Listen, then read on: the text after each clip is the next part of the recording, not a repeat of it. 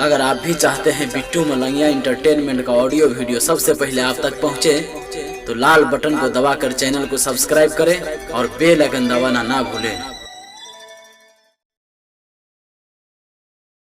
अभी आप सुन रहे हैं नैना म्यूजिक दरभंगा की शानदार प्रस्तुति।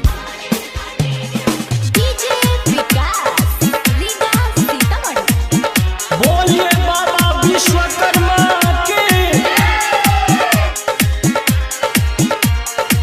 अखन अपने सब सुन रहल छी बिट्टू मलंगिया एंटरटेनमेंट के। कवन सरवा छेद के लही रे बाबा के कमंडल में, कवन सरवा छेद के लही रे बाबा के कमंडल में। भरल छेलै रे खाली भेलै रे, भरल छेलै रे खाली भेलै रे पैसा सब कमंडल में।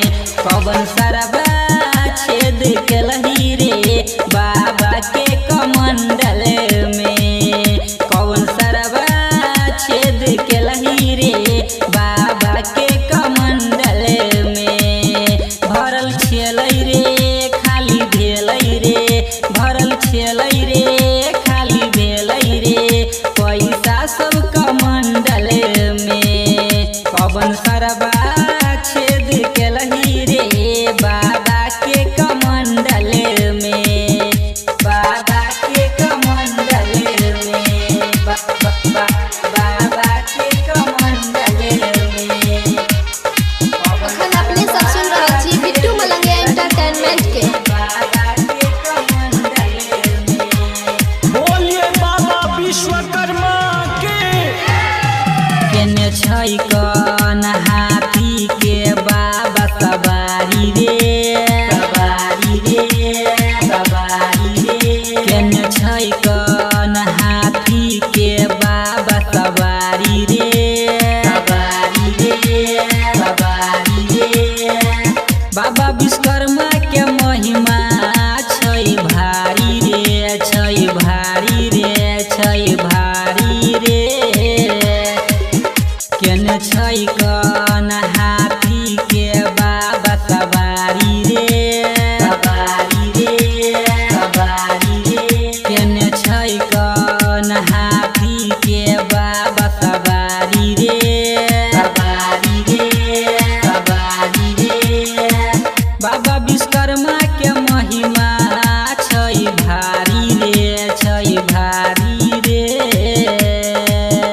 बहुते रुपैया छलै बाबा के कमंडल में।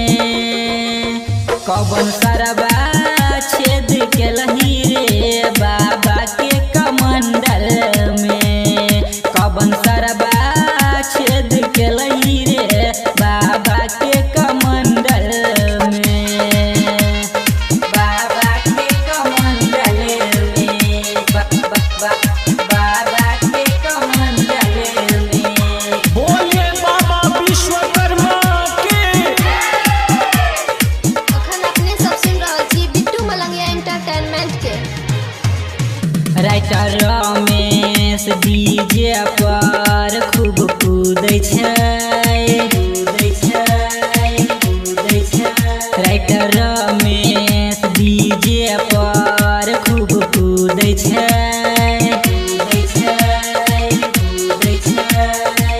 मजबा मजेदार के गाना खूब बजै छै, खूब बजै छै, खूब बजै छै।